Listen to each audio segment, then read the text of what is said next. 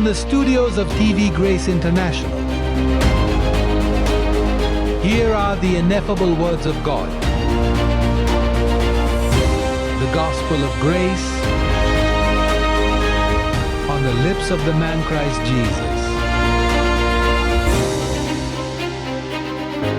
Abba Father.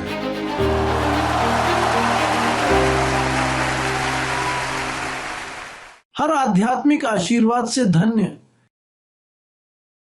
इस दिन आपको और मुझे ज्ञान की आत्मा प्राप्त होती है,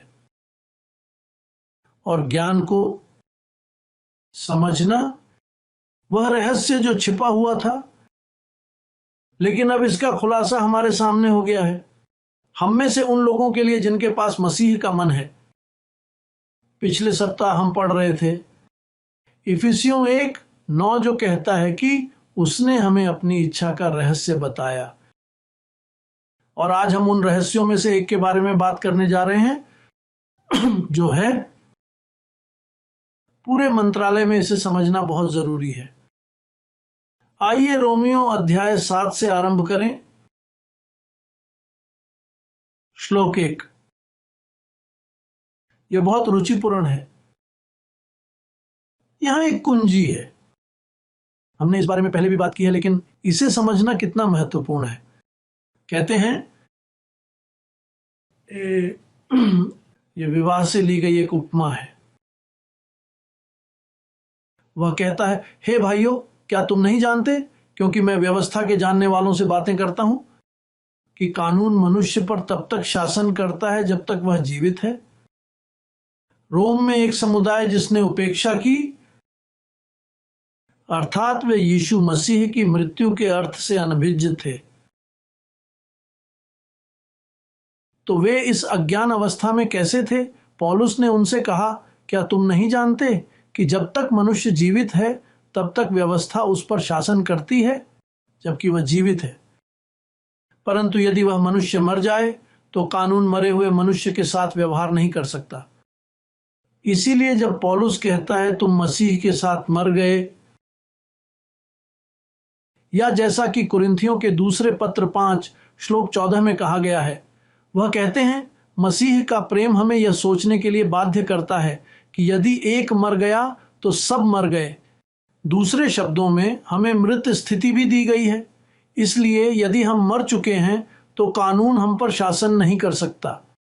कई बार जब मैं प्रेस या उन लोगों को सुनता हूं जो मेरा मजाक उड़ाते हैं, तो कहते हैं तुम्हारी यह कहने की हिम्मत कैसे हुई कि कोई पाप नहीं है। ऐसा नहीं है कि नहीं है। पाप तुम में है, परंतु हम में नहीं, क्योंकि हम व्यवस्था के लिए मर चुके हैं। और कानून की शक्ति, पाप की शक्ति कानून में है। तो अगर मैं कानून के लिए मर चुका हूं, पाप मेरे लिए मर चुका है, लेकिन आपके लिए नहीं और प्रेस के लिए भी नहीं, क्योंकि वे नहीं समझते। वे यह नहीं समझते कि हम क्यों कहते हैं कि कोई पाप नहीं है। निसंदेह हमारे लिए कोई पाप नहीं है। यद्यपि हम समझते हैं कि यह शरीर जो हमारे पास है वह पाप का शरीर है, लेकिन यह शरीर है और मैं शरीर नहीं हूं, मैं आत्मा हूं जो उस शरीर में रहती है। और जैसा कि कुलुस्सियों 2:11 में कहा गया है, उसने पहले से ही मसीह के खतना में पापपूर्ण शारीरिक शरीर को बना दिया। मेरे शरीर और मेरी आत्मा के बीच एक खतना, ताकि मेरे शरीर में जो कुछ भी होता है वह आत्मा में पूर्णता की मेरी स्थिति पर आक्रमण न करे। क्या आप चाहते हैं कि मैं इसे दोबारा दोहराऊं? धन्य है। हमारे अंदर मसीह के खतना का मतलब यह है कि यद्यपि यह एक पापी शरीर है, अर्थात पाप का शरीर है, यीशु मसीह की मृत्यु ने जो किया वह खतना था, एक चीरा, ताकि जो कुछ मेरे भौतिक शरीर में होता है वह प्रभावित न हो, जो मेरी आत्मा में हुआ उस पर आक्रमण न करे, जो पूर्णता मसीह ने मुझे दी थी। लेकिन जब हम रोम के बारे में बात करते हैं, हम बात कर रहे हैं एक अज्ञानी समुदाय की। इसलिए पौलुस उनसे कहता है, क्या तुम अज्ञानी हो? यह कैसे संभव है कि आप नजरअंदाज करें? वह यीशु मसीह नाजरेत के यीशु,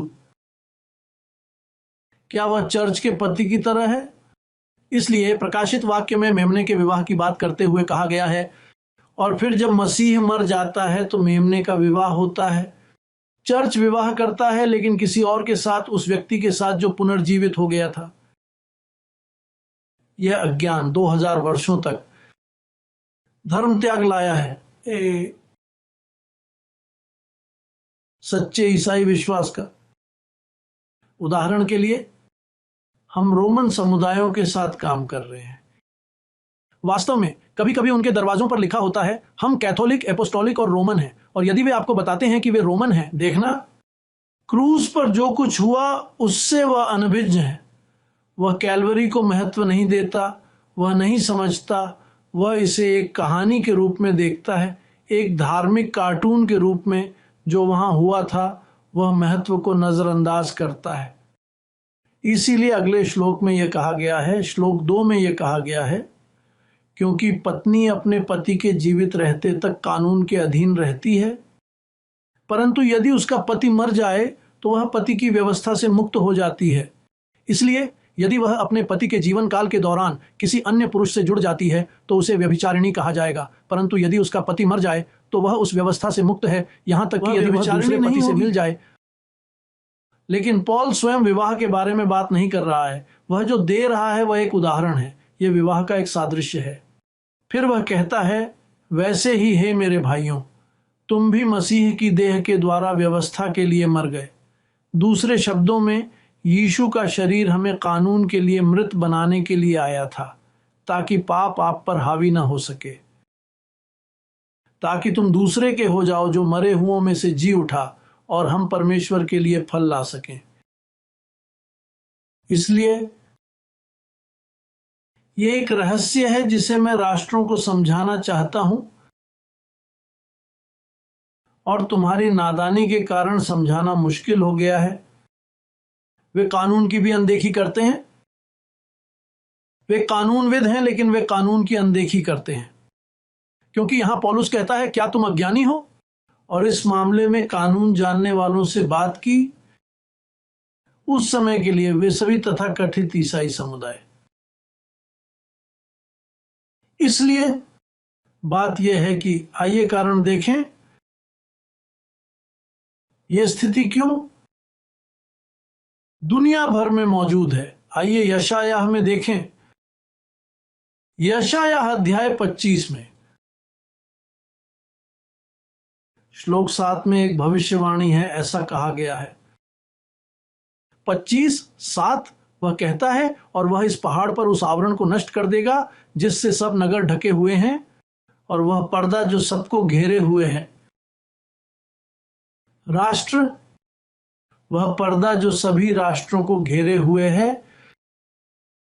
सौभाग्यपूर्ण मेरे भाई, अनुग्रह में बढ़ते हुए मेरे पुत्र, अब आप उस स्थिति का हिस्सा नहीं हैं। आपके पास वह पर्दा नहीं है, हालांकि राष्ट्रों के पास एक है घूंघट, और यह एक पर्दा है कि यह उन्हें देखने की अनुमति नहीं देता। यह उन्हें अनुबंध के लाभों के बारे में अज्ञानता में रखता है। यह अगले श्लोक 8 में कहता है, वह मृत्यु को हमेशा के लिए नष्ट कर देगा। जब ईसा मसीह की मृत्यु हुई, मौत को हमेशा के लिए नष्ट कर दिया। और वह कौन था जिसके पास था मौत का साम्राज्य? शैतान। इसलिए यदि उसने मृत्यु को नष्ट कर दिया तो उसने शैतान को भी नष्ट कर दिया। 14, क्योंकि शैतान के पास केवल यही एक चीज थी, मृत्यु का साम्राज्य। मृत्यु को नष्ट करके वह कहता है, और वह मृत्यु को हमेशा के लिए नष्ट कर देगा। शैतान ने उसे कब तक नष्ट किया? हमेशा के लिए। और यहोवा हर एक मुख पर से सब आंसू पोंछ डालेगा, और वह अपनी प्रजा का अपमान सारी पृथ्वी पर से दूर करेगा, क्योंकि प्रभु ने ऐसा ही कहा है। उन्होंने हमारे आंसू पोंछे। जिन लोगों के पास घूंघट है वे भविष्य में होने वाली मेमने की शादी का इंतजार कर रहे हैं, लेकिन यह 2000 साल पहले ही हो चुका है। जिन लोगों के पास वह पर्दा है वे कहते हैं, उस दिन वे हमसे हर आंसू पोंछ डालेंगे, लेकिन आंसू तो पहले ही पोंछ चुके थे। जैसे ही आपको पता चला कि आप पूर्व निर्धारित हैं, कि आप धन्य हैं, कि आप एक पाया हुआ अंश हैं, कि आपको खोया नहीं जा सकता, कि आपके पास एक मालिक है, तो हर आंसू पोंछ दिया गया। यह आपसे छीन लिया गया वह पर्दा। स्वाभाविक रूप से वह पर्दा यह भी कहता है, ये गलातियों की पुस्तक में कहता है कि यह एक जादू है। गलातियों अध्याय 3। यह खतना के सुसमाचार द्वारा निर्मित एक मंत्र है। देखिए गलातियों के अध्याय 3 में यह कैसे कहा गया है। वह कहता है, हे मूर्ख गलातियों, किसने तुम्हें मोहित किया कि तुम सत्य का पालन न करो? इस मोह में, इस जादू में कुछ अपराधी हैं। वह कहता है, कौन? यदि मैंने शुरू में ही उन्हें समझाया और वे समझ गए तो आपको किसने आकर्षित किया? बीच में कौन आया? ठीक है, अध्याय 4 में पुस्तक पढ़ने से हम जानते हैं कि यह खतना के प्रेरित थे, नासरत के यीशु के प्रेरित ही थे जिन्होंने इन लोगों को मोहित किया था। तो यह एक शर्त है, कहते हैं उन लोगों के लिए जिनकी आंखों के सामने यीशु मसीह पहले से ही स्पष्ट रूप से आपके बीच प्रस्तुत किया गया था, क्रूस पर चढ़ाए जाने जैसा। अर्थात यदि उसे पहले से ही क्रूस पर चढ़ाए जाने के रूप में प्रस्तुत किया गया था तो चर्च पहले ही उस पति के बिना छोड़ दिया गया था। इसीलिए पौलुस कहता है कि तुम दूसरे के हो जाओ, तुम्हें फिर से शादी करनी होगी, धन्य है। मैं चर्च का संदर्भ देता हूं कि चर्च को पुनर्विवाह करना होगा। ध्यान दें कि प्रकाशित वाक्य 18वें श्लोक 7 में जब स्वर्गदूत वेश्या कैथोलिक चर्च को डांटता है, उस चर्च के लिए जिसे यीशु के प्रेरितों ने शुरू किया था, ध्यान दें कि वह कैसे कहता है। श्लोक में 18वें अध्याय के 7वें श्लोक में, अरे वो, क्योंकि आत्मा उससे कहती है कि तू बिना पति के है, आप पुनर्जीवित व्यक्ति से विवाह नहीं करना चाहते हैं, तुम फिर से दूसरे से विवाह क्यों नहीं कर लेते जो क्रूस के बाद है, क्रूस से पहले नहीं। और फिर वेश्या, रोमन कैथोलिक भावना, वेश्यावृत्ति उस देवदूत को उत्तर देती है और उससे कहती है श्लोक 7 में, जितनी उसने अपनी बड़ाई की और आनंद में रही, उसे उतनी ही पीड़ा और आंसू दो, क्योंकि वह अपने मन में कहता है, वह अपने दिल में कहता है। वह व्यक्तियों के बारे में बात कर रहा है। मैं रानी बनकर बैठी हूं, विधवा नहीं हूं। आप एहसास करते हैं, वह कहता है तुम विधवा हो। वे सभी जो नासरत के यीशु पर निर्भर हैं, वे सभी जो उसके लौटने की प्रतीक्षा कर रहे हैं, वे सभी जिनकी आंखें नासरत के यीशु पर टिकी हैं, वे विधुर हैं, वे बिना पति के हैं, उनके हृदय में यीशु मसीह नहीं है, वे विधवा हैं। यह एक गलत रूपांतरण है जो संपूर्ण प्रोटेस्टेंट प्रणाली ने किया है। इसीलिए वेश्या यहां कहती है, नहीं नहीं, मैं राज्य कर रही हूं, मैं रानी हूं, मैं विधवा नहीं हूं। परंतु देवदूत उससे कह रहा है, तू विधवा है, तुम बिना पति के हो, क्योंकि नाजरेत का यीशु मर गया और तुम्हें उससे विवाह करना था जो पुनर्जीवित हो गया था। परंतु वे प्रेरित पौलुस की आज्ञा मानना नहीं चाहते थे, वे आज्ञा मानना नहीं चाहते थे। तो उन्होंने क्या किया? उन्होंने नाजारेत के यीशु के व्यक्तित्व का रहस्यवाद तैयार किया, उन्होंने उसे सूली पर चढ़ा दिया, उन्होंने यीशु का पवित्र हृदय बनाया। वे सभी चीजें जिन्होंने मालाओं और नोवेना के माध्यम से दुनिया को घेर लिया है, उन्होंने स्कैपुलर और उस जैसे अन्य सामान का आविष्कार किया, जबकि सच्चा पति उसे प्राप्त करने के लिए खुले हाथ रखता है ताकि वह परमेश्वर के लिए फल उत्पन्न कर सके। रोमियो 7 का श्लोक 4 यह कहता है। लेकिन फिर कैथोलिक चर्च ने नाजरेत के यीशु को खड़ा किया, उसने नाजरेत के यीशु की एक छवि बनाई, उन्होंने एक रहस्यवाद की रचना की। इसलिए मेरे दूसरे आगमन में उनके लिए मुझे देखना कठिन है, वे मुझे समझ नहीं सकते। वे कहते हैं, वह भगवान की दूसरी अभिव्यक्ति कैसे हैं? यह असंभव है। क्या तुम नहीं देखते कि उनके मन में जो कुछ है वह जादू टोना है? यह एक पर्दा है जो राष्ट्रों को ढकता है। इसलिए वे प्रभु के दूसरे आगमन पर उसे देखने के लिए तैयार नहीं हैं। वे देख नहीं सकते, उनमें विवेक नहीं है, वे अज्ञान में हैं, वे एक अज्ञानी समुदाय हैं। अज्ञानी प्रोटेस्टेंट समुदाय, बैप्टिस्ट, इवेंजेलिकल और पेंटेकोस्टल समुदाय सभी शाश्वत अज्ञान में हैं। उनके पास एक घूंघट है। उदाहरण के लिए यह ऐसा है मानो मैं घूंघट डालकर घूम रही हूं मेरे चेहरे पर और तुमसे कहता हूं मेरे पीछे आओ, मैं अच्छी तरह देखता हूं। नहीं, क्योंकि तब तुम मेरे साथ गड्ढे में गिरोगे। हम दोनों गिरने वाले हैं, क्योंकि अगर मैं नहीं देखूंगा, खैर मैं अज्ञानी हूं और तुम ये जानते हो, तुम नहीं कर सकते। इसे सूक्ष्मता से कहा जाना चाहिए क्योंकि वे सोचते हैं कि हम नाजरेत के यीशु पर विश्वास नहीं करते हैं। इसके विपरीत हम उनकी मृत्यु का सम्मान करते हैं। हम सादृश्य को समझते हैं। पॉल को ग्रोइंग इन ग्रेस बताने की जरूरत नहीं है। क्या आप नहीं जानते कि आप पुनर्जीवित व्यक्ति से शादी कर सकते हैं? नहीं, हम इसे नजरअंदाज नहीं करते। और यदि तुम ईमानदार होते, तुम जो मेरी बात सुन रहे हो और जिन्होंने इस विषय में कभी नहीं सुना, तुम्हें कहना चाहिए, यदि यही समस्या है तो मुझे पुनर्जीवित से विवाह करने दो और नासरत के यीशु को एक तरफ रख दो। लेकिन होता यह है कि वे सोचते हैं कि वे नाजरेत के यीशु को अपमानित करने जा रहे हैं, न कि ऐसा करके वे उसे प्रसन्न करते हैं। मैथ्यू में चेतावनी दी थी। मुझे उम्मीद है आपको मिल गया।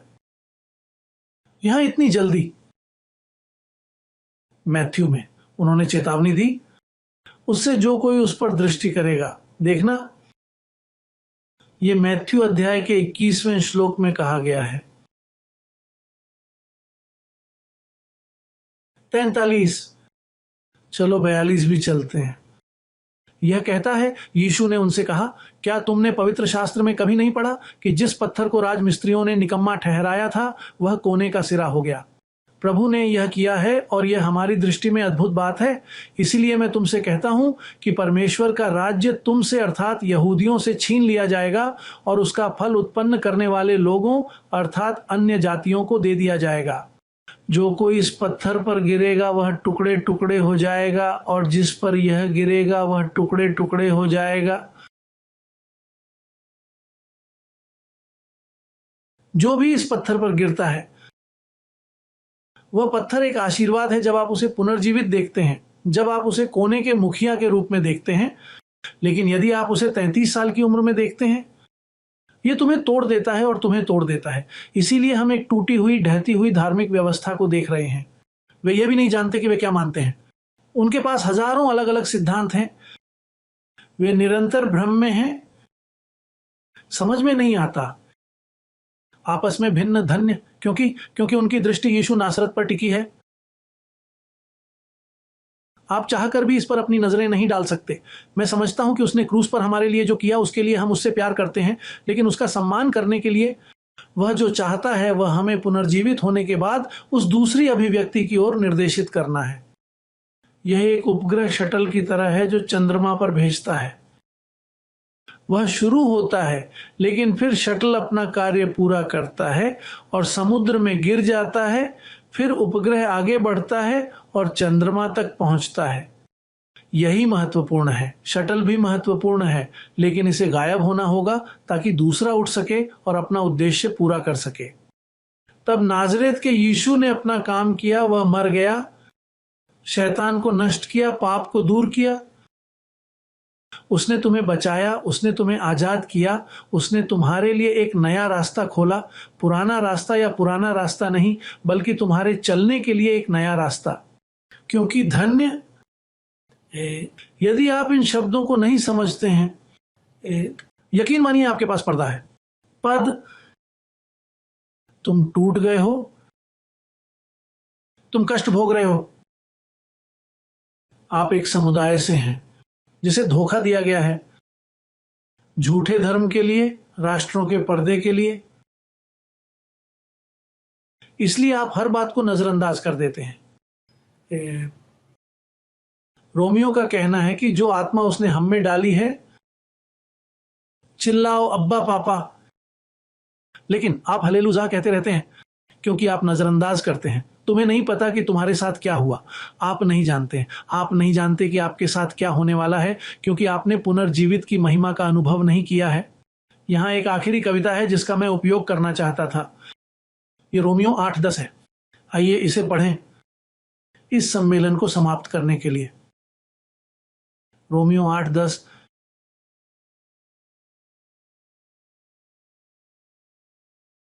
कहते हैं,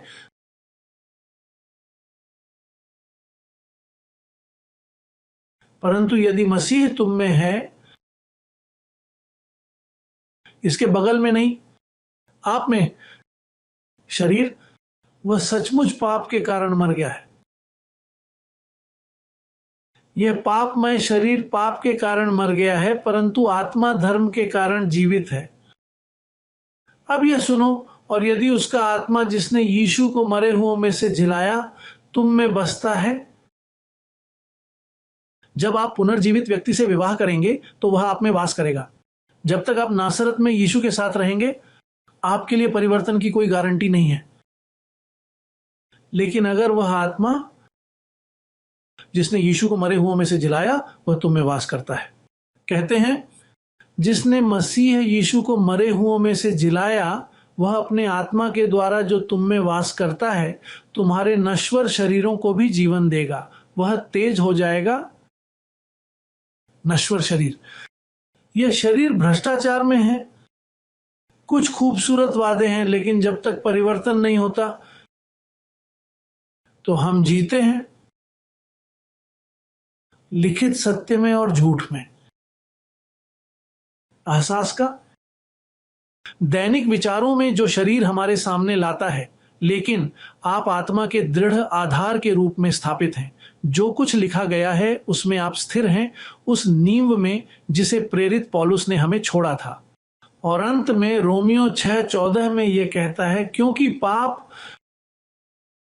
वह तुम पर प्रभुता नहीं करेगा, क्योंकि तुम व्यवस्था के अधीन नहीं परंतु अनुग्रह के अधीन हो। धन्य है मेरे दोस्त, मेरे भाई, उसकी कृपा की समृद्धि को समझना कितना समृद्ध है। उसकी इच्छा के रहस्य को समझना कितना अच्छा है। इसलिए मैं आपसे आग्रह करता हूं कि किसी भी चीज को नजरअंदाज न करें जो लिखा है, कि आप जो कुछ भी घटित हो रहा है उससे अवगत हैं, ताकि इस तरह से आप दूसरों से पर्दा हटा सकें। यह अगली बार तक रहेगा। मैं तुम्हें जीवन में राज करने की घोषणा करता हूं। मैं तुम्हें वाचा की सच्चाई की घोषणा करता हूं। मैं आपकी सेवा में स्वर्गदूतों के साथ आपकी घोषणा करता हूं। मैं आपको विजेताओं से भी अधिक स्वस्थ समृद्ध घोषित करता हूं। हमेशा विजय में बुला रहा हूं। जो दिखाई नहीं देता वह मानो पहले से ही अस्तित्व में है। धन्यवाद, में मिलते हैं।